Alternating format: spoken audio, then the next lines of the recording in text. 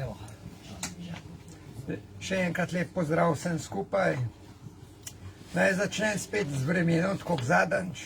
Danes je vreme čist drugačen. Zadnjič sem se pelal v soncu, v meglo, danes sem se pelal z snega v dež. Tako da doma sem bil dosti zadovoljen, malo sem kidal, pridem v Ljubljano, malo ženo nekaj časa, greva malo okrog. Po pravici rečem, da mi kar malo groza, pa skoraj slabo rata, ko pridem takole v Ljubljano. Ljudje živijo, kot da nič ni, življenje je lepo, uživajo, v kafičih sedijo, pijejo, kramljajo, hodijo v nakupovalne centre, stojijo v vrst, nekateri na dežju, da čakajo, da gestapovcem kažejo neke listke in to.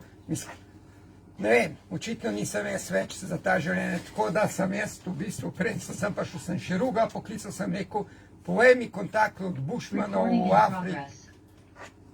Povej mi kontakt od Bušmanov, očitno sem jaz za Slovenijo že malo nor. Grem jaz v Afriko živeti. Mogoče bojo kaj prišli za zamudo, je ne 5 let, da saj še 5 let mu normalnega življenja. Ok, zdaj, to je bila malo za hec, zdaj pa začnimo. Živo, lep pozdrav, Mojca tukaj, živja. Živjo. Najprej moramo potrditi zapisnik, ki ste ga dobili 38. Zuma od prejšnjega tedna. Če ste pogledali, ima kdo kakšne pripombe mogoče?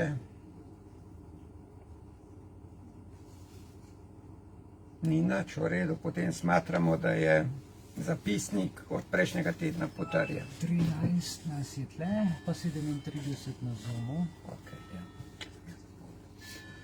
Potem pa naslednji zapisnik, ki ste tudi dobili, to je bilo pa, se je pa dogajalo v četrtek. Se nas je 16 članov dobili tukaj pri Mihajlu v pisarni, ker je bil že skrajni čas, da se začne nekaj dogajati naprej. In smo nekako kreirali stojnico društva Belis, ki se bo dogajala na internetu, ki bo sedaj na internetni strani, ki bo posodobljena in bodo tam odprta določena poglavja, kjer bomo lahko samo člani dostopali z določenim geslom. Kakšno bo geslo, se bo še videli potem. Določili smo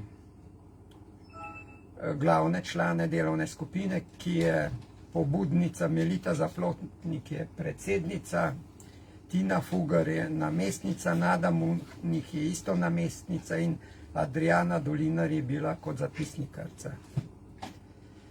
Določeno je bilo, da naj bi se skupina sestavljala približno enkrat mesečno, zelo verjetno preko Zooma, še bo pa možno pa tudi v živo.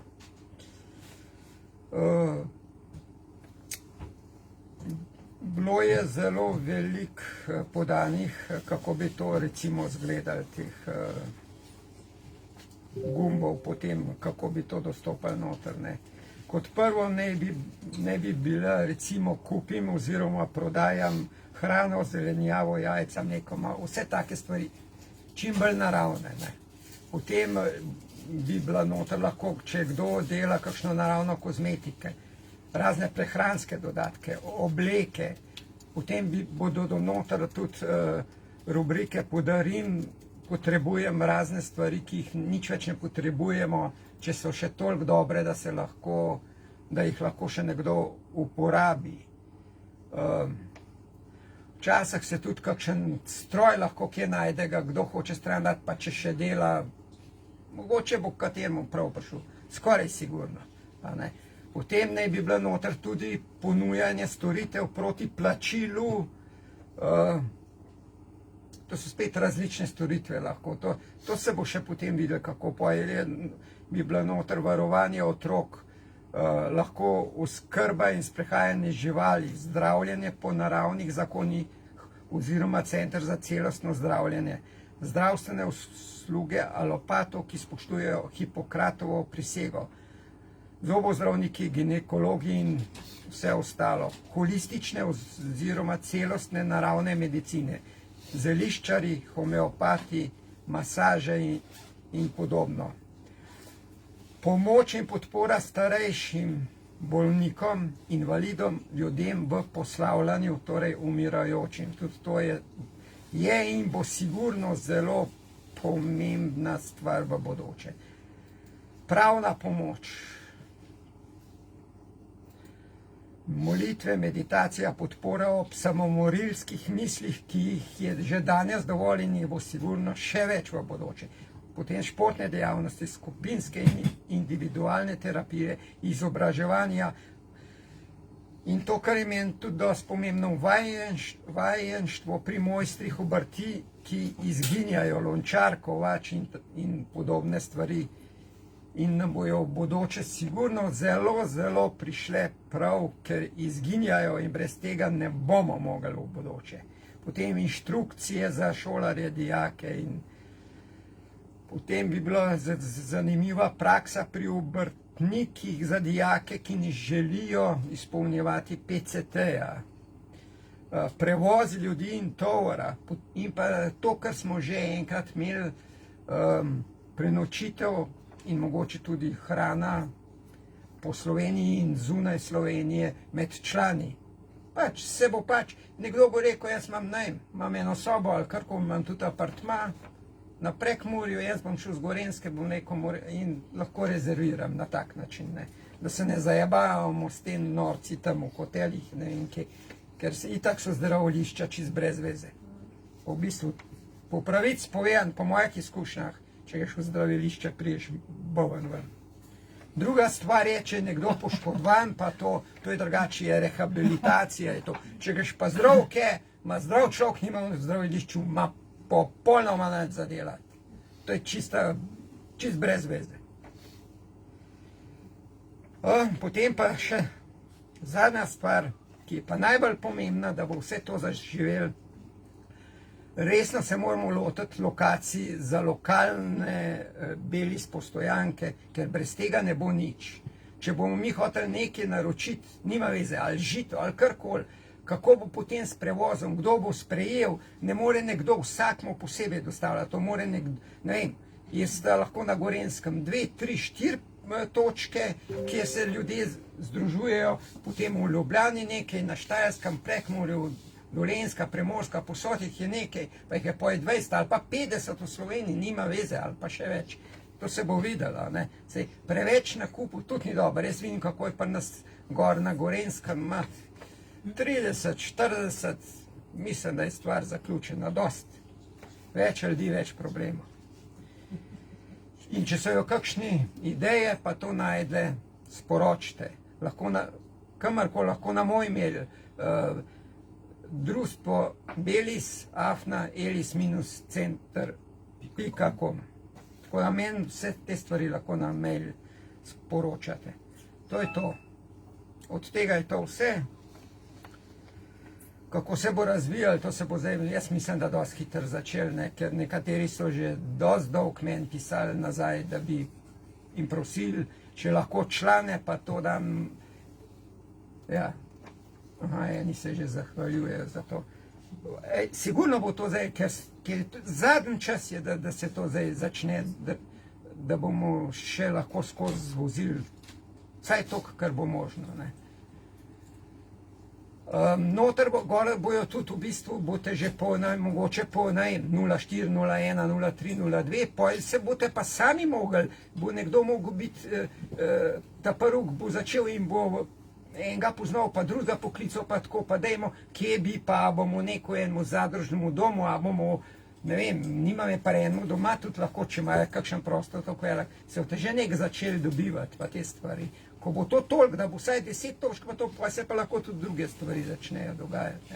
Ok, pustimo zdaj o tem. Zdaj bi jaz povedal pa še eno stvar od tega vsega, kaj se nam v bistvu dogaja in kako se je to vse pripravljalo. Uresničuje se še ena globalistična simulacija. Novembra 2015 se je 65 mednarodnih oblikovalcev politike, akademikov, podjetij in miselnih voditeljev zbralo na sedežu Svetovnega sklada za hrano v Washingtonu, da bi odkrili, kako se bo svet odzval na prihodnje prehranske krize. V 2 dneh so udeleženci v tej vlogi simulacije krize prehranjevalne verige odigrali odgovor na številne bližajoče se in prekrivajoče se krize po letu 2020. Vključno z 2 velikima prehranskima krizama, pri čemer so se cene dolgoročno približale 400% skokom od povprečja. Vrsti eksperimentalnih vremenskih razmer, povezanih s podnebnim strmoglavljanjem vlad v Pakistanu in Ukrajini ter lakote in begunske krize v Bangladešu, Čadu in Sudanu. Med pričakovanimi korporativnimi floskulami in brbljanjem o ostajanju pred krivuljo, da bi imeli vse pod kontrolo, smo z ustavitvijo kmetijske ekspanzije, povečanjem kmetijske proizvodnje, povečanjem virov, učinkovitost uporabe in zmanjšanja zavržene hrane. Ali lahko zagotovimo hrano, ki jo potrebujemo? Hkrati pa zagotovimo, da ohranjamo naravo za prihodnje generacije. Med pričakovanimi korporativnim pustil vam bom, da se o implikacijah te izjave poglobite sami. Toda igra, ki je, kot smo prepričani, nastajala v mesecih z mislijo na največji realizem, se je nadaljevala s predvidevanjem nekaj zelo specifičnih scenarijev, ki so videli, kot da so na pravi poti, da postanejo mrzla resničnost. Kot je strm dvig cen z grozečim svetovnim pomanjkanjem hrane leta 2022, ki je akterje EU spodbudil, da so uvedli davek na meso. Toda tukaj je pretres. Ta igra se je končala z uvedbo svetovnega davka na ogljik. Če se vam vse to zdi znano, je to zato, ker je pravzaprav celoten grozni scenarij prehranjevalne verižne reakcije le odraža druge nedavne simulacije in scenarije svetovne množice Jet Set, vključno s poročilom Rockefellerjeve fundacije Reset the Table, ki poziva k utrditvi globalističnega nadzora nad globalno oskrbo s hrano. In Čomovo kampanjo Očistite svoj krožnik, katere cilj je vnesti tehnokratsko upravljanje gospodarstva v jedilnico vsake države s spremljanjem in kaznovanjem zapravljanja hrane in strožjim nadzorom proizvodnih procesov hrane. Vse te pobude in številne druge podobne so vse usmerjene v isto smer. Uporaba zaznanih kriz, bodisi resničnih ali lažnih, resničnih ali ustvarjenih, za preoblikovanje svetovne oskrbe s hrano od kmetije do vilic. Odpravo malih kmetij v korist globalnega agrobiznisa in nas preusmeriti v smet, kjer so edine razpoložljive možnosti GSO pridelana hrana, laboratorijsko pridelano meso in druga Frankenstein živila. Najhuje pa je, da kriza s hrano, ki so si jih te simulacije že dolgo nazaj zamislile, hitro postaja resničnost. Naraščajoče cene zemeljskega plina povzročajo pomanjkanje dušikovih gnojil, kar posledično prispeva k inflaciji cen hrane. Zaradi tega je Rusija uvedla izvozne kvote dušikovih gnojil, kar je še zaostrilo težave v kmetijskem sektorju, ki se že spopada zaradi septembrske odločitve Kitajske, da ustavi ves izvoz fosfata, druge ključne sestavine komercialnih gnojil. To že čutijo kmetje po vsem svetu.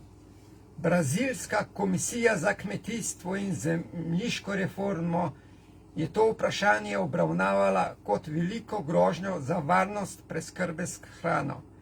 Indijske letalske sile pa pomagajo zagotoviti pošiljke gnojil na Šrilanko. Ampak to še ni vse. Zgodbe o bedi prihajajo od kmetov po vsem svetu, ko se svet pogreza v vrsto prehrambenih kriz brez primere. Zgodovinske suše so močno prizadele kalifornijske pridelovalce, čeprav se zaradi zaostanka kontejnerskih ladij kmetje trudijo izvoziti tisto malo, kar so uspeli pospraviti. V Kanadi so se zaradi potresa v bližini enega od glavnih železniških prevoznikov v državi kmetje spraševali, ali bodo letos lahko dostavili svoje žito kot običajno. Zaradi 2 primerov bolezni norih krav v Braziliji je Kitajska ustavila uvoz brazilskega mesa. Brazilija pa je delno ustavila proizvodnjo govejega mesa. Da, ko so koščki te sestavljanke sestavljeni, ni nobenega dvoma, da vstopamo v ustvarjeno prehransko krizo za obdobje 2020-2030. In kmalu bo še slabše. Natančno po urniku in točno tako, kot si je zamislila igra Food Chain Reaction, so kmetje zdaj pozvani, naj začnejo zmanjševati emisije ogljika, da bi dosegli cilje globalistov neto nič za agendo 2030. Dodatno finančno breme za kmetijski sektor, ki ga prinaša izvajanje teh nesmiselnih ukrepov, ne bi moglo priti v slabšem času za sektor, ki je že v polni krizi, razen če si globalni nadzorniki prizadevajo zaostriti to krizo. Seveda. Nobenega dvoma ni, da nas čaka svetovna prehranska kriza. Ljudje že začenjajo čutiti delce te krize na blagajni z inflacijo cen hrane. A če se bodo stvari nadaljevale po tej poti, se bo vse skupaj še poslabšalo. Kaj je torej mogoče storiti glede tega? Ali živimo v iluziji, ko se nam vse to dogaja?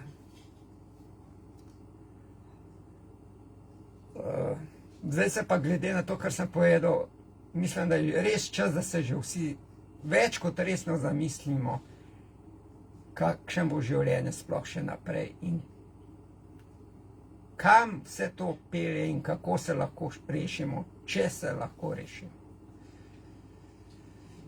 Moj pogled je tak, da glede na to, kar sem danes povedal, zadnjič povedal, da to ni 3. svetovna, da je to zadnja svetovna vojna in to ne pomeni, da bojo vsi pomrli, ampak večina, je moj pogled čisto enostaven.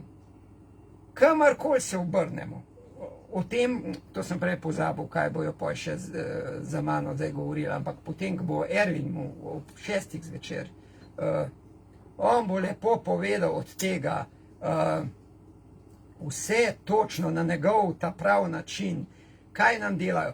Ko se človek obrne levo, desno, naprej, nazaj, gordo, nima veže, kam se obrneš, oni kasirajo tvoj denar in vedno gre tvoj denar samo v njihov žep in nikamor drugam. In če kdo to ne verjame, je nor, tako. To je čisto dejstvo. Popolnoma vse nadzoruje, mogoče drugič, kaj bomo videli, kaj bo Ervin povedal o tem. Ja, resno, noče se v to spuščati, ne. Ok, zdaj sem pa še nekaj hotel povedati, še kakšen stavek samo. Glede na to, kaj se nam zdaj dogaja, ne, in zakaj se nam to dogaja. Ko denar postane regulator družbe in se le ta spremeni v novega in edinega Boga na zemlji, se moramo resnično vprašati, kam je usmerjena naša barka. Zato hvala vsem prejemnikom korona dodatkov, ki jim leta energijsko ne pripada. Ko bo prišlo do energijske izravnave, bo veliko solz, kesanja in krikov nevednosti.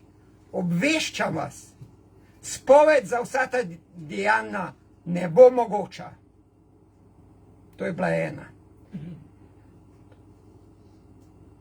Pa še eno misel bi povedal. Torej, iluzija naše svobode bo trajala toliko časa, ta prinašala njenim upravljalcem velike dobičke. Na točki, ko bo postala iluzija predraga za vzdrževanje, bodo oni samo odstranili kulise, premaknili mize in stole in na zadnji, ne verjamem, če nas bojo nagnali v taborišče, nagnali nas bojo v mesta. Nas bojo 100% imeli prpete, na vsakem koraku nadzorovane. Če se pa odselimo nekam ven, v naravo, sami pridelujemo hrano, oni nimajo dobička od nas. To je edina možnost in mogli bomo, vem, da ne dojemamo, tudi jaz še ne dojem popolnoma tega, imam pa načrte, saj to je že ena stvar, da če bomo nekako tako, če se nas bo pa enkrat, jaz sem tudi že tam bral po telegramu, pa kako bi kdo, pa sobivanje, pa to. Pišite mi na mail, ne vem, da imam kontakt do tega, ta bi rad to, da se dela neka baza in to je to, drugače ne gre. Jaz se tam ne želim s tem pogovarjati, ker enemu je nekaj všeč, drugmu to ni všeč, poj se pa začne en drugega, pa to pojem kamar ne gre. Ok, pa da zaključim recimo. Še ena iluzija, ki se zdaj dogaja, se po Facebooku dogaja, prišle so neke zanimive misli o spremembi ustave, zdaj koliko je vas to noter potegnil, ne vem. Jaz bi sam toliko povedal, da zamislite se, a je vojna zdaj, a je popolno mir in vsi ptički čivkajo, mi pa cigaro kadimo pa uživamo. Samo to razmislite, ker če smo v vojnem stanju, takrat ni časa za nobenih sprememb. Ustava ni toliko slaba, da bi nam zdaj škodovala. To se bo delalo takrat, ko bo čas za to. Zdaj ni čas za te stvari. Ne jo začnejo spreminjati, spremenili bojo tako, da nas bojo naslednji dan poklali. Ok, to je vse. Ne bi rad več, ker to niso bile glih spodbudne besede. Ampak žal, realnost, če jo kdo sprejme v redu, tako pač je. Hvala. Dragi Miran, najlepša hvala. Ja, hvala lepa. Zelo težke misli, resnične misli. Človek, ko posluša vse te stavke, stavčne zveze, ki prehajajo potem iz besed k dejanjem, iz dejanj v naša življenja, iz naših življenj potem na naše naslednike, otroke, jaz si pravzaprav ne znam predstavljati življenja 5, 10, 15 let naprej. Več o tem, kako se pa to dogaja, recimo, se pa lahko naučimo iz naše preteklosti. Torej, zgodovina je vsekakor učiteljica našega življenja na več področjih. In zdaj, ko smo govorili že nekajkrat zgodbica o nevarnem holesterolu, kjer nam je Adriana to predstavila, kako to implementirajo skozi čas. Potem smo spoznali zgodbico o nevarnih mikrobih in njihovem uničevanju in nadaljujemo danes z zgodbo o nevarni konoplji, se pravi rastlina, ki nudi največ, kar nam lahko na tem planetu neka rastlina da in ponudi, je konoplja. In kako so nam jo implementirali v glavo, ko izrečeš konoplja, se vidiš za rešetkami. Torej, sistem, po katerem elita, ali pa niti ne elita, pač pa bolj psihopati, elita smo mi, ki smo živi ljudje, oni so psihopati, bolniki, kako bi te bolnike lahko ustavili, oziroma kako delujejo, posebej pri tej konoplji, bom pa seveda sedaj, da spoznamo to zgodbo, tretjo zgodbo po vrsti, ki odstira dejstva, da bi lahko, če nam ne bi vsilili strahu pred to rastlino, danes živeli mnogo bolj zdravo ter zadovoljno življenje na mnogo bolj zdravem planetu. Tako da, Adriana, dobrodošla, predajam ti besedo. Hvala. Lep pozdrav vsem. Boš še dal prezentacijo? Ja, pripravo? Okay. Jaz bi samo za uvod vas spomnila, da ker ne moramo gledati vmes vaših vprašanj na Zoomu, dajte vsa vprašanja nasloviti, ki se vam bojo porajala za obuditev človeka. To je moj mail. Pa vam bom jaz lahko tudi vse te linke, ki so do raznih knjig, videov, če vas bo to zanimalo, da se pač naprej poglabljate v to temo, vam lahko to vse pošljem na mail. Ok. Evo. Ja, to je še ena od zgodbic, ki nam dejansko zelo prikazuje, kako te bogate družine delujejo po nekih vzorcih, mi jim pa vedno znova nasedemo. In dejansko sploh ne gre toliko za različne družine, so kar ena in ista imena in priimki se ponavljajo pri različnih zgodbicah. In tudi tukaj je nekaj dosti drugače. Tako da bo zanimivo. Predlagam, da kar začnemo. Ja. A vidite prezentacijo? Je vidno? Ne? A lahko kdo potrdi, da vidite prezentacijo? Vidimo. Je vidno, aha. Ok, super. Krasno. Vidno. No, za začetek... Hvala. Hvala. Za začetek, da preden se lotimo same teme, bi bilo dobro, ker veliko ljudi, ne to, kar je rekel prej Mihael, ko kdo reče konopla, že vsi vidimo ali za rešetkami, ali kakšnega zadrogiranega, ne. Se vsi smejijo, hihitajo, konopla, ampak dejansko pa sploh ne vejo, koliko je bila konopla iz pradavnine nazaj pa do zdaj, no, pomembna. Ne samo zato, da te je sprostila, ko si jo inhaliral, ampak na vseh področjih našega življenja.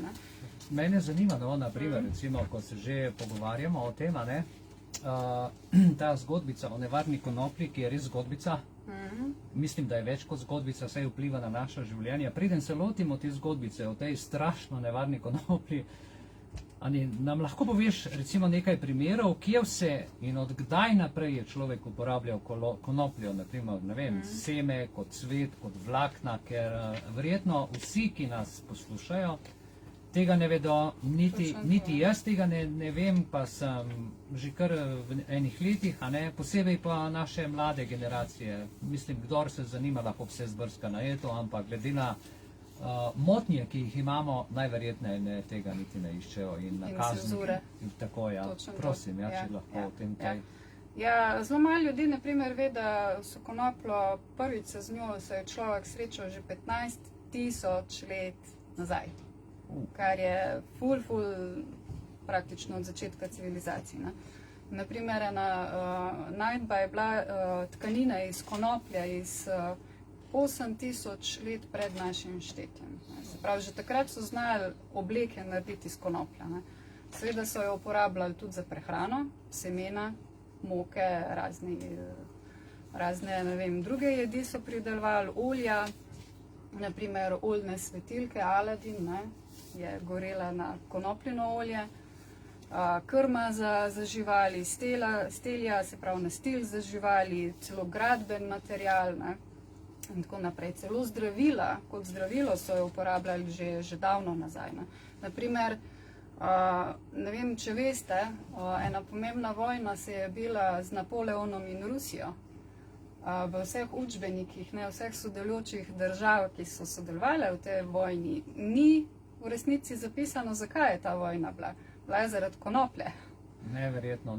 Ker, ja. Mislim, ok, konopla. Miran je kot zaključni del govoril nekaj o denarju. Glede na vrednost konoplje, a ne, sem mogoče jaz prav zasledil, da so včasih ljudje davke plačevali prav s konoplo, pa da je bila še nedolgo nazaj konoplja ena najbolj predpisovanih zdravil za terapijo bolezni pri ljudeh in živalih. Tako, res je, greš to še en slajd naprej.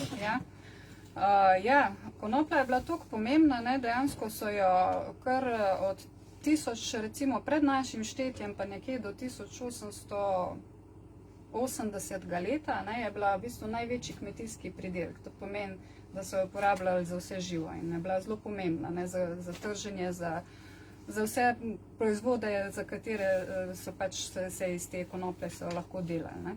In ker so oblasti hotele na nek način spodbuditi kmete, ne, da jo čim več pridelujejo, da se tega loti čim več kmetov, se celo nekje 200 let konoplo dal kot plačilno sredstvo, ne, se pravi, si z njo lahko davke plačeval. Ne. In je bilo to na nek način zakonsko urejeno, da tudi v času, ko je bilo pomanjkanje konoplje na trgu, ne, so celo preganjali tiste kmete, ki so se upirali, da bi gojili konopljo in so jih zapirali, kaznovali, ker so nasprotovali gojenju konoplje. Ne. Toliko je bila dejansko ta konoplja pomembna. Ne. To, kar praviš v medicinske namene, ne, se je praktično 3000 let, ne, do nekje preloma 20. stoletja se je konoplja uporabljala, ampak ne samo tako malo uporabljala. Dejansko med prvimi predpisanimi zdravili se je uporabljala za 2/3 svetovnega prebivalstva. Ne. Ko je imel zdravnik repertoar vseh tistih svojih izvlečkov, konopljo najprej vzel in s konopljo tretiral uspešno razne težave, od majčkanih otročkov pa tja do starostnikov, ne, in vmesne populacije, za najrazličnejše zdravstvene probleme. Tako da zanimivo v tem obdobju, ne, ko je bila konoplja toliko zelo predpisovana, tudi ni bil zabeležen noben smrtni primer ali pa kakšna odvisnost ali pa kakšni hudi stranski učinki. Ne. In to je res hecno, kako. Če prav razumem, no, mislim tako, no, če se malo pogovarjava, je že davno nazaj, kakor si rekla, 3000 let in še več, kakor nas pač zgodovina zdaj dopušča, je bila konoplja nekako svetovno globalno prepoznana kot recimo zelo dragocena rastlina, ne samo za zdravje, ampak so z njo tudi plačevali, neka naravna izmenjava, ki je nudila ogromno koristnih produktov. No, kar, mislim, se meni da misliti, mogoče še komu, da na planetu verjetno ne obstaja kaj podobnega, kakšna podobna rastlina, ki bi bila toliko vredna, kot je prav konoplja. Zakaj? No, zakaj je bila tako pomembna, da so celo vojne pohode štartali zaradi nje? Pa če nam malo rišeš ta pretek. Ja, dejansko gre za rastlino, ki je ena najpomembnejših obnovljivih in čistih virov na Zemlji. Ne? Če pogledate, dejansko 5000 in več različnih proizvodov lahko naredimo iz konoplje. Ne? Zdaj, če gremo po sami rastlini, gleda, cela rastlina je uporabna, ne? Odvisno od sorte, ena se bolj, ne vem, za vlakna goji, ena bolj za izvlečke, zdravila in tako naprej, za semena, za hrano. Praktično cela rastlina je uporabna, se jo lahko predela v enega od teh 50 000 proizvodov. Celo razgradljiva bioplastika, ne, to ni plastika, ampak to je neka masa, ki je podobna plastiki, se lahko iz konoplje dela. Ne. Ford, na primer, je prvi ustanovil oziroma izdelal avto, kjer karoserija je bila iz plastike oziroma konopljine, te biorazgradljive plastike. Ne. Pa še poganjan je bil na tisto gorivo, ki so ga pridelali iz konoplje. Tako da, naprimer, stebla se uporabljajo za gradben material, za vrvi, za tekstil, za obleke, za steljo, za proizvodnjo plina, praktično zelo veliko izdelkov že samo steblo da, listi za čaje, tudi za hrano, potem samo seme je najpomembnejši vir, naprimer omega maščob, omega 3 maščob, zelo koristnih in za nas in za živali, pa beljakovine. Dejansko vso paleto aminokislin najdemo v konoplji, ki so pomembne za gradnjo naših telesnih beljakovin, za hormone, za neurotransmiterje in tako naprej. Cvet konoplje, to, kar najbolj poznajo tisti, ki kadijo, no iz cvetja pa ne samo, da nas sprošča, ko kadiš te izvlečke oziroma posušene cvetove ali pa uporabljaš izvlečke iz cvetov, ampak dejansko je tudi zelo dobro zdravilo. Ni čudnega, da so ga toliko predpisovali. Ampak pod črto, zakaj je to ena najbolj pomembnih rastlin na svetu? Kot rastlina zelo hitro raste, je zelo nezahtevna za obdelavo. Praktično ne rabi nobenih kemikalij, gnojil, pesticidov, herbicidov, vse to odpade, ko gojiš konopljo. Raste po vseh koncih sveta, ni zahtevna. Še bolj, kar da zemlji, jo dejansko čisti, njene korenine čistijo onesnaženo zemljo, tam, kjer so področja onesnažena, posadiš konopljo in boš čistila zemljo. Zrahla in v bistvu še obogati za naslednje pridelke.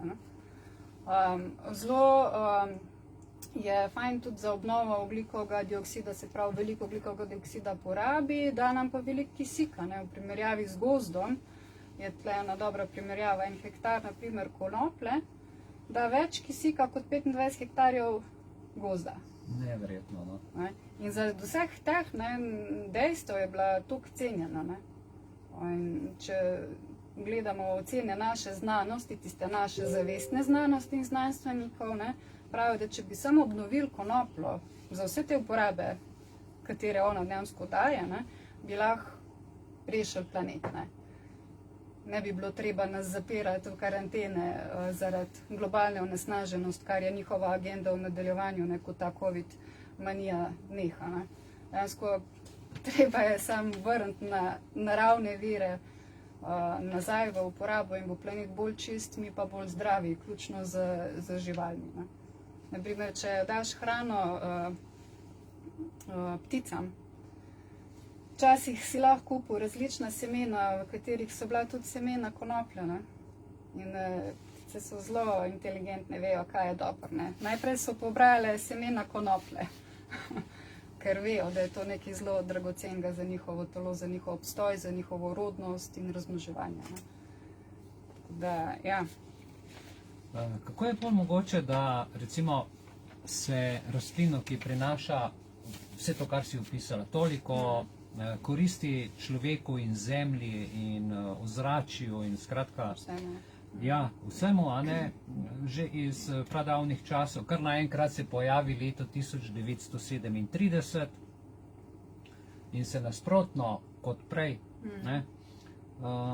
zdaj ljudje kaznuje za gojenje in uporabo te rastline. Kako bi vsem, kakor da bi recimo naenkrat ta film se odrezal, vsem poči film, naenkrat izbriše se spomin na to, kaj konoplja zmore. Kako tej eliti, tem ljudem to uspe? Recimo zdaj, v svet nosi maske, če ne nosiš maski, si zdaj tis kot zdrav človek kar naenkrat. Pri konoplji je nekaj podobnega, po moje se je zgodilo, če to analogno prenesemo. Lahko kaj o tem poveš, kako je ta sistem, kako to funkcionira, da to sploh pride do tega? Gre za spet ponovljiv vzorca, to, kar pravim. To, kar mi zdaj doživljamo, so dejansko takrat, tistega 1920, že začeli doživljati neko spremembo. In sodelujejo praktično in sistem in tisti, ki podpirajo sistem, ki ga podplačujejo, tiste, ki hočejo nekaj skozi spraviti. Zelo podobna zgodba. Vrtimo se okrog spet tistih bogatih stricov, ki imajo velike denarnice, tisti, ki imajo svoje interese, kako zaščititi svoje podjetje, svoj biznis, da jim bo laufal. Konkretno je veliko o tem, kako je sploh do te laži, ki je bila lansirana, pa do same prepovedi konoplje, je zelo lepo opisano v knjigi Jacka Hererja. To vam ful priporočam, da si jo preberete. Knjiga je dostopna na spletu, ker je želel, da čim več ljudi to zve, so jo dali v prosto uporabo. Je pa dejansko do te knjige prišlo po enem takem, spet ni naključje, ne. On je protestiral, ko je prišlo do te prepovedi konoplje, je protestiral pred Belo hišo in so ga za 14 dni zaprli v zapor. In tam se je rodila knjiga, ki je bila dejansko ena najbolj branih knjig na svetu z tega področja. Tako da za detajle, dajte si tam pogledati, jaz sem sam nekaj teh izsekov povedala, ne.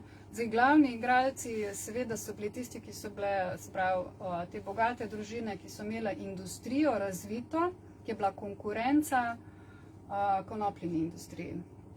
Se pravi, DuPont je bil eden od takih, ki je bil glavni igralec v ozadju, ki je financiral vso to zgodbo skupaj z IG Farbenom. Tega verjetno poznate že za časa Hitlerja, ne, kaj je ta firma delala. Ne. Če ne veste, dajte si pogledati. Pa Hearst Paper. Ne. In DuPont je imel v rokah dva patenta, ki sta bila zelo pomembna za njega, ne, in sta pokusila industrijo konoplje. In sicer patent za pridelavo najlona, ne, tako kot ta gospa tam najlonke, ne, ko se pojavljajo najlonke. Ampak to ni bilo samo ta produkt. Dejansko se je skupaj z bombažom ta plastična nit... Čakaj, najlonke so iz konoplje? Iz plastike. Ja. Iz plastike. Iz nafte. Ne? Iz nafte. On je imel patent, kako iz nafte narediti tekstil, ne? Vrvi, kako praktično nadomestiti vse to, kar je konopla prej delala in dajala, so oni prišli na sceno za to plastično varianto, ne? Ki se ve, da zelo onesnažuje. Da, pa da ni zdravo, ja. In drug patent je bil pa, kako iz dreves, iz celuloze dreves narediti papir, ne. Se pravi, še eden od produktov, ki ga je prej, ne vem, 90% papirja bilo prej predelanega iz konoplje, ne. Ampak, ker so imeli namen konkurenco izrinati, sta bila te dva nekako glavna. Seveda so bili tudi v zadju farmacija, sinteznimi produkti, ne. Pa še kdo, ne, če greš z eno prosojenco naprej. Spet glavni igralci so bili mediji. Ne. Mediji so dejansko, še preden se je ta zakon uzakonil 1937, seveda po naročilu, ne, tistih, ki so naročali, kaj je potrebno narediti, so zlajnali zgodbo, kako je marihuana škodljiva, kako se, ne vem, tisti, ki se z marihuano zadanejo, povzročajo največ prometnih nesreč. Ja. Kako, ne vem, ko pokadiš marihuano, se ti zmeša, vzameš sekiro in pobiješ celo družino. To so bili taki senzacionalni, ne, časopisni naslovi, članki, poročila, celo filme so s tem namenom producirali, celo glasbo, ne, da so dali ljudem vedeti, kako je, ne vem, marihuana, konoplja, to je pa res nekaj groznega in to povzroča največ nasilja, ne, v naši družbi, kar pa sploh ni bilo res, ne. Nobenih dokazov za to niso imeli. Ampak nekaj igralcev, ne, ki so bili urinjeni tudi na pomembna mesta, naprimer Anslinger, ena oseba, ki je bil šef Zveznega urada za narkotike, on je bil podprt strani teh bogatih družin, da je lahko vse to in to laž implementiral in sprejel zakon dejansko pod nobenimi dokaznimi materiali, ne, na osnovi laži je bil ta zakon sprejet. Ne. Obenem je pa zelo zanimivo, da so tudi lansirali oziroma podpihovati, kako zdaj čutno to rasizem, ne cepljen, ne cepljen. Ne. Takrat so to delali z Mehičani, z Latinoameričani, z Afroameričani, z Črnci. Njim so naprtili, da so tisti nasilneži, ki kadijo konopljo, marihuano, ne, in delajo ves ta problem v družbi. Brez dokaza so jih brez kjerkoli dokaza. In zanimivo je, da se je Ameriška medicinska zveza se je uprla sprejetju tega zakona. In tisti predstavnik njihov je takrat rekel v tem senatu, kjer so sprejemali za ali ne, glasove, rekel, da nimajo nobenih dokazov, ne, za vse to, da je to samo medijska senzacionalnost. Ne, Isto kar kot imajo. zdaj. Isto kot Nobenih zdaj. dokazov. Nobenih dokazov, ampak kaj so naredili, totalno so ga zignorirali, scenzurirali. Ko je bilo treba sprejeti zakon, ko so sprašvala se ta ameriško združenje tudi strinja s tem, so gladko rekli ja, njega ni bilo zraven in so zakon sprejeli. Ne.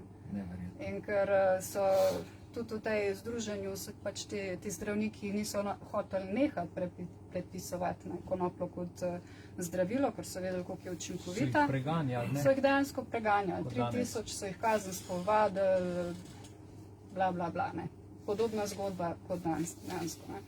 Celo so to agencijo za medicinsko agencijo, ne, so toliko strli, toliko poteptali, da so za njih pol opravili še eno lažirano raziskavo, kjer dokazuje, da konoplja ustvarja agresijo. Ne. Toliko so šli daleč. Ne. In seveda zapirali so ljudi, kaznovali potem, ko so sprejeli ta zakon. Ne. Vsak, ki je kadil marihuano in šel v zapor, si bil najhujši kriminalc, zapori so se večali, so se gradili novi, ljudje so se na to temo zaposlovali, ne? Pazniki, policaji, inšpektori, ne vem. Prav biznis na celi črti zaradi tega. Biznis na celi črti, ja, ampak v tisto škodo naroda. Ne?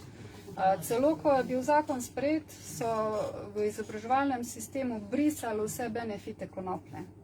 Kot da ne obstaja. Vse to, kar so tisočletja dejansko uporabljali, za kar so konopljo uporabljali, so iz učbenikov zbrisali, da so zbrisali sploh zavedanje o njej, da sploh obstaja. Ne? Tisti, ki so naprimer še ustrajali z konopljo za gradben material, za obleke in tako naprej, so jih pa medijsko obtoževali, da to delajo samo zato, da se lahko malo drogirajo. Neverjetno. Se pravi, lov na vse, ki so imeli upravka s konopljo, je šlo za zapiranje, je šlo za stigmatizacijo, ljudi so pošiljali v zapore, cenzura na celi črti, medijska gonja proti vsem. Se pravi, zdaj, če primerjam, 70 let je bilo zdaj, če primerjam recimo trenutno stanje, smo ravno v tem opisu, v tem stanju, ki si ga zdaj opisala, je bilo v tistem času, ki si ga opisala pač konoplja. Ampak takrat je bila konoplja. Takrat Zdaj je bila pa konoplja. koronavirus in vse to, kar spada zraven. Me pa zanima, glede na vse to, kar si povedala, recimo, da smo zdaj tukaj, pa se prestavimo nazaj v konoplo, a ne, v zgodovino, kakšne posledice so nastale v zvezi s prepovedjo konoplje? Recimo, danes smo 2021, 1937 leta se je to agonija začela, cirka 70 let recimo, a ne, traja plus minus. Kakšne so posledice tega, ko ljudje v bistvu akceptirajo medijske lažne objave, lažne študije in vso to gonijo proti temu, ki jo počne pravzaprav samo kapital? Kapital, točno to. Skozi sistem. Če greš eno naprej, dejansko so bile posledice kar velike. Dejansko smo izgubili eno koristno rastlino, ki bi lahko ohranila naš planet, pa naše zdravje bi bilo dosti boljše, če bi še naprej se zdravili s konopljo, ne pa z vso to sintezno varianto raznih farmacevtskih pripravkov. Ne. In ja, posledice so bile vse bolj onesnažen planet, ne, ker pridelki iz nafte, vemo, koliko imajo stranskih učinkov, koliko močno onesnažujejo. Ja. Eden ima mikrofonček požgan. Ja.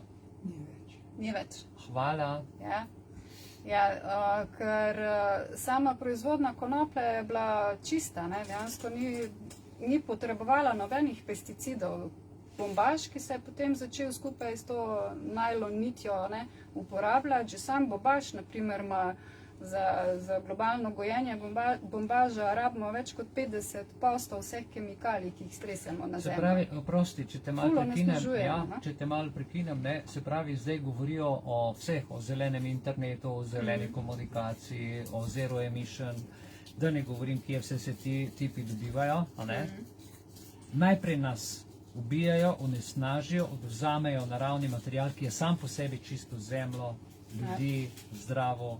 Skratka, zdravilna rastlina za celoten planet, jaz mogoče rečem kar božja rastlina, ki so jo ukinuli. In zdaj, če gledam tale slajd, tukaj posledice prepovedi konoplje in vsi ti naftni lobiji in vse, kar se iz nafte da narediti, Zdaj smo spet pri zero emission, a zdaj smo, mislim, kako je to možno, da se tako igrajo z nami tile, mislim, jaz, ki to gledam, meni se zdi grozno. Ti se želodec skrči, ne? Kak jim dejansko to uspe, da jim mi vedno znova nasedemo, ne? Nas bojo zdaj obtožili, da smo mi krivci, ki onesnažujemo planet in ne, mi bomo zdaj spet po njihovih pravilih procesirani, ne? Oni pa nimajo nič pri tem. Dejansko so pa plasirali najbolj onesnažujočo industrijo s temi, ne vem, zakonom, ko so prepovedali konopljo in sprostili v proizvodnjo vse to, kar so sprostili. Ne.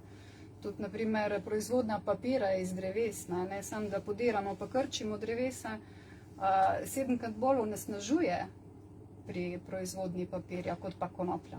Pravi, pa 100krat manj je vzdržljiv kot konoplja papir. V prvi vrsti finančni lobisti, podjetniki, ki grejo v parlament in zlobirajo te stvari, da se sprejme zakon.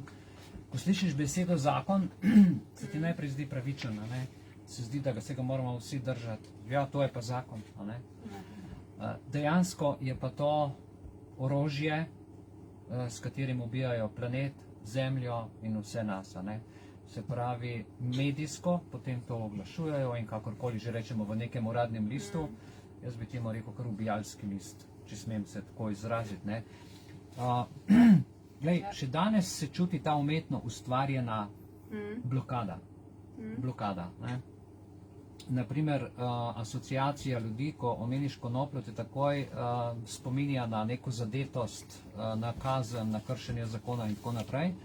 Ampak v sodobnem času, v zadnjem času pa so vse bolj glasni neki kriki, počasi konoplja prihaja nazaj, se vrača, in pa ne le kot tkanina, gradbeni material, ampak celo kot podpora zdravju, kar je prav neverjetno, v obliki prehranskih dopolnil srečamo, ali celo v kremah, kot terapija raka, tudi druge stvari, hudih obolenj. Kako je uspel ta preboj nazaj te konoplje? Ja, to je v bistvu nastalo čist nenamerno. In dejansko ta oddelek za narkotike, za prepovedane droge je hotel dokazati, da je konoplja škodljiva, da ustvarja vse to v možganjih, kajenje, bla, bla, da si nasilen in tako naprej. In so veliko denarja dali za te vrste raziskav, ne pa za raziskave o dobrobiti konoplje, kaj vse ti dobrega konoplja lahko prinese. In prav ta želja, da bi dokazali nekaj, kar bo njim potrdil, da delajo prav, je pripeljala do tega preboja, ker so v tistem času, ko je bila ta prohibicija, ne smeš uporabljati konoplje, niti. Oni so dejansko za raziskavo konopljo dobili v policiji, tam, ko so jo zasegli. Tam so šli svoj material iskati in so potem raziskovali, kaj je zdaj s to konopljo, kako deluje na naše telo, da pride do te agresije in tako naprej, do tega nevarnega učinka. In potom tega so dejansko spoznali čist nekaj novega o delovanju našega telesa, kar prej sploh nismo vedeli, tudi kako konoplja dejansko vpliva na naše možgane, ker takrat je oče raziskal, Rafael Mešolom, oče raziskal konoplje, je v tistem času izoliral iz rastline THC. Mi smo vedeli, da ima pač rastlina določene psihoaktivne učinkovine, ampak nismo vedeli, kje so zdaj tiste. In to je ta zelo glasni THC, ker je spet tak holo okrog njega. No in on je takrat, ko je to komponento raziskoval, tudi sprobal, tudi testiral na ljudeh, na zdravih, potem tudi na bolnih, in je zapisal tako, njegovo uživanje, se pravi uživanje THC-ja, deluje tako, da spodbuja k smehu, k govorjenju, se pravi, veliko govoriš, k odkritosti, govoriš nekaj, kar ti leži na duši, pa poveš, takrat ni nobenih blokad, k umirjenosti, se pravi, te pomiri, zaspanosti, ampak kar je zanimivo, na koncu je dodal, ni toksična ta substanca in ne povzroča nasilja niti smrti. To, kar so prej uporabili za 70 let. To, kar so prej ravno točno to, lajnali toliko časa, koliko je nevarna, koliko bla bla bla, kakšno, ne vem, hudo zadevo povzroča. No, kasneje je bil izoliran tudi receptor v možganih, na katerega se ta THC pripne in povzroča te učinke v našem telesu. pa znanstvenikom ni dal miru, zakaj imamo mi ta receptor, ne? Mislim, a pol moramo konopljo uporabljati, ali je ta receptor še čemu drugemu namenjen, ne? In tako so prišli do tega, da so izolirali naš telesni kanabinoid, ki se na ta receptor v možganjih pripnene. To je snova nandamid, so jo poimenovali. In to mi je dalo misliti, čak malo, to je nekaj, kar mi še ne poznamo, nek sistem v telesu, ki sploh ne vemo, da obstaja, in ko so raziskovali naprej, so prišli do tega, da so odkrili endokanabinoidni sistem telesa, ki ga imamo mi že od pradavnine in živali, praktično vsi sesalci. Ta sistem imamo, ne. Zdaj, koliko je ta sistem pomemben, po odkritju pravijo znanstveniki, da je primerljiv odkritju DNK-ja. Te vrača ravnovesje. DNK, kaj pa dela ta sistem, to je pa po moje še en argument za farmacijo, da reče ne konoplji, ne? Če ste se kaj poglabljali v to, kaj ta sistem dela, ne? Če greš en slajd naprej. Hvala. Ja. Dejansko je v našem telesu zato, da nas vrača v ravnovesje vsakič, ko z njega pademo, ne?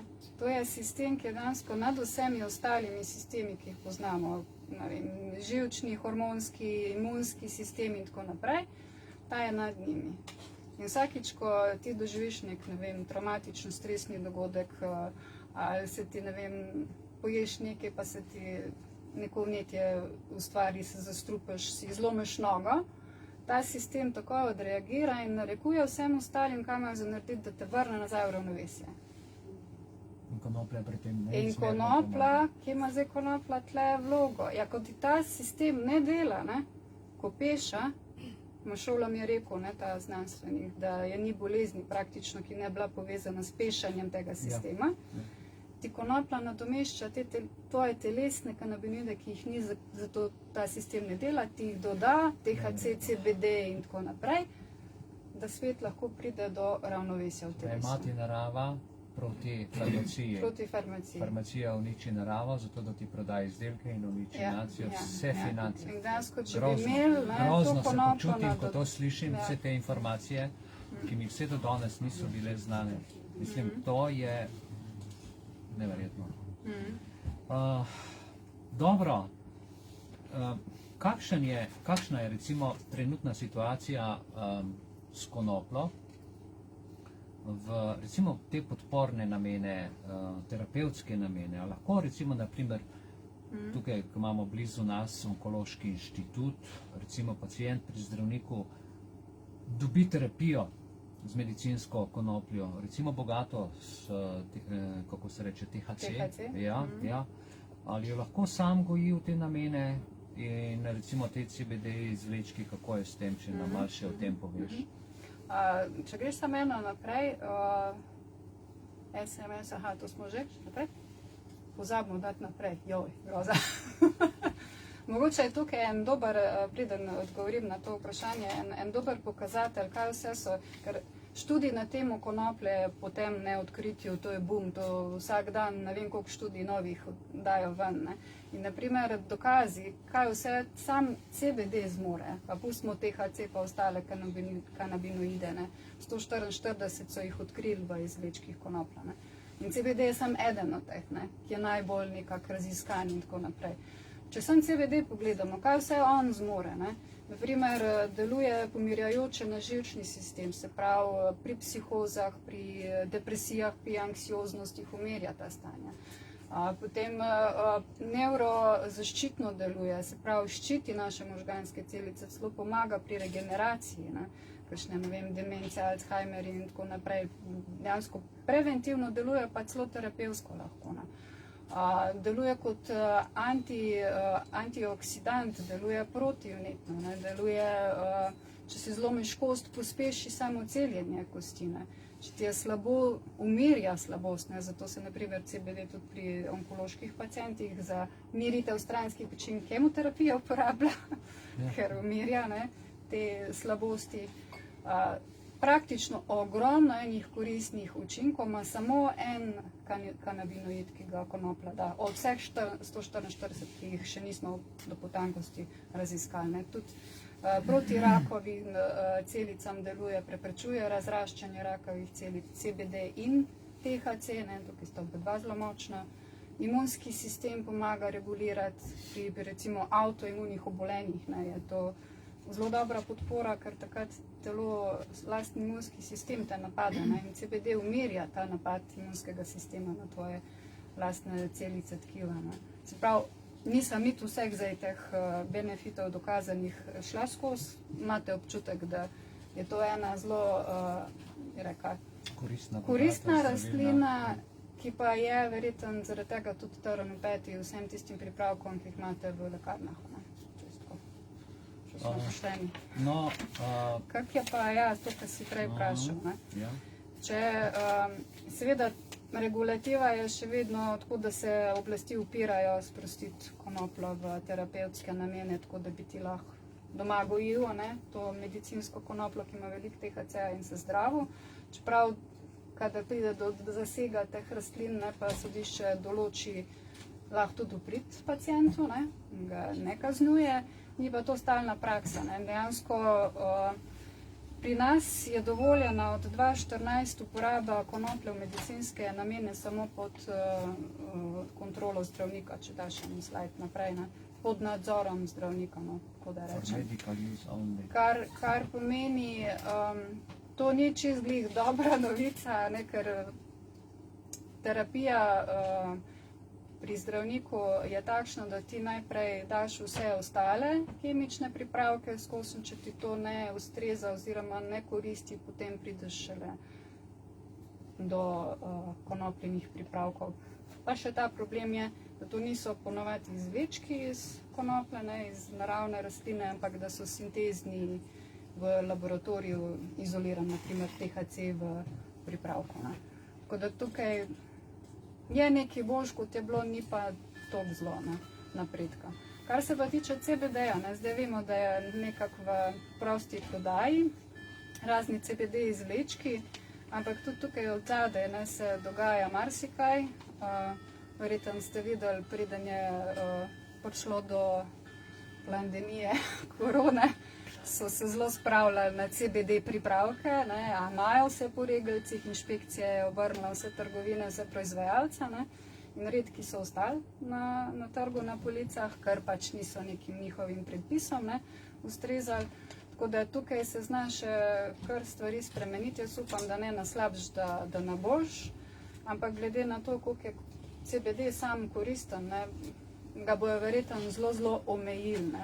Priporočila naše naprimer Agencije za javno zdravje in tako naprej, so take minimalne dnevne dozice za uživanje, da to v bistvu nima nobenega efekta. Ne?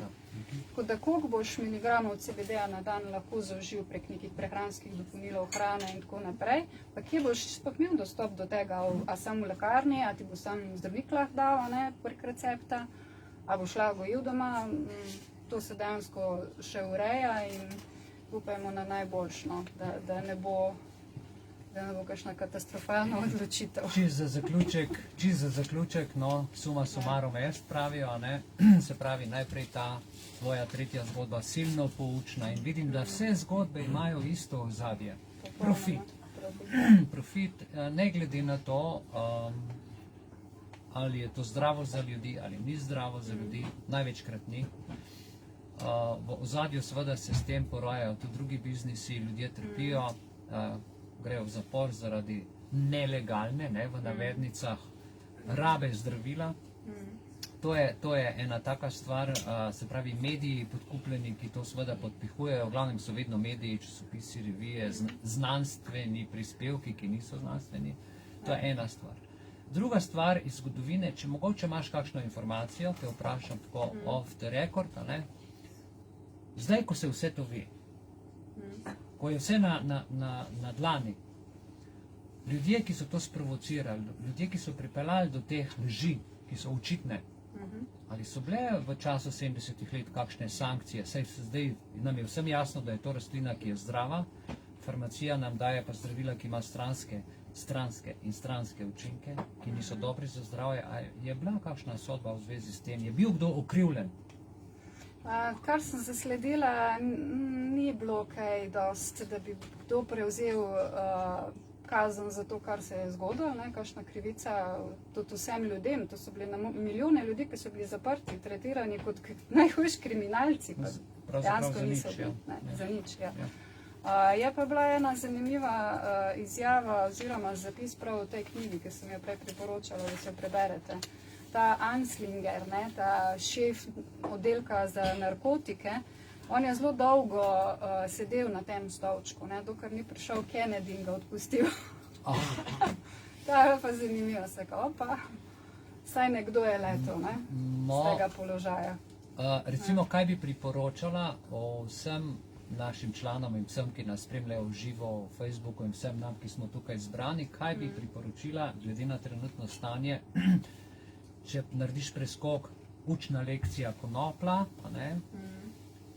kateri so tisti vzvodi, tisti prijemi, tisti nasvet, najbolj enostaven nasvet ljudem, ki bodo to poslušali in prišli do tega trenutka, kaj bi jim svetovala, da bi se ne zgodilo enako zdaj z korono in z vso to novo normalnost, ki je abnormalna, zame je to abnormalna normalnost, to sploh ni normalnost, pa oni so rekli pač to nova normalnost, da se ta nova normalnost ne bi razvijala in rolala naprej. Ali vidiš mogoče kje rešitev, ali daš kakšen nasvet, kaj bi bilo najbolje v tej smeri narediti? Ja, to, ko se tudi non-stop sami v družbi pogovarjamo, pa tudi kot je recimo avtor te knjige na koncu povedal, je zelo pomembno, da se resnica sliši, da se pogovarjamo o zadevah, ki so navidezno tako pa tako je, ne? Ne, ni to tako pa tako. Vse povsod, kjer smo, a greš v trgovino, ne vem, greš k prijateljem, domov, da se o tem pogovarjamo in da se izmenjamo izkušnje in kaj so dejstva, ne, tudi z druge strani, ne, da se umaknemo pa da smo tiho, ampak da spravimo to ven iz sebe, da osveščamo ljudi. To je ena od rešitev. Kaj če recimo kot v Avstraliji zdaj, ko o tem spregovoriš, ti pride policija in greš takoj za rešetke, kaj v tem primeru narediti, mislim, a bi se dal kaj povezati, recimo, ne vem, jaz sem imel recimo eno idejo, red alert gumb, če kdo pride, pa si v nevarnosti stisneš in potem pride, ne vem, 100-200 članov, skupaj se povežemo. Ja, vendar tega, to je zelo težko narediti, ker so cene takšne na trgu, da z temi donacijami, ki jih imamo, preprosto ne zmoremo. Od 10 do 12 tisoč aplikacijo računajo za tako stvar, tako da kar se tega tiče. Ampak so še tu drugi načini. Recimo, kaj bi še ti mogoče predlagala v zvezi s tem? Razen to, da povemo svoje mnenje na glas v medijih, na cesti, pred trgovino, da se s tem ne strinjamo. Ja, druga zadeva je to, da postaneš samooskrben tudi s tem v zvezi. Samooskrben. Ja, tudi iščeš načine, kako pa gojiti konopljo, če so vse te omejitve, združevati ljudi, tudi da prideš do teh. Se pravi, ni dovolj, da si samo prebivalec v neki občini, zelo dobro je, da si aktiven državljan. Točno to. S to mislijo, torej, zdaj zaključujeva. Iskrena hvala za to primerjalno zadevo, učno primerjalno, ker hkrati smo se in naučili, videli, kaj pravzaprav se počne in prišli do sem, da potegnemo to vzporednico z temo, ne bom rekel korona kriza, ampak korona natek, po domače pandemija. Tako da hvala lepa vsem, se vidimo ob 18. uri, ko bo Ervin imel seveda zanimivo temo, do takrat vas lepo pozdravljam.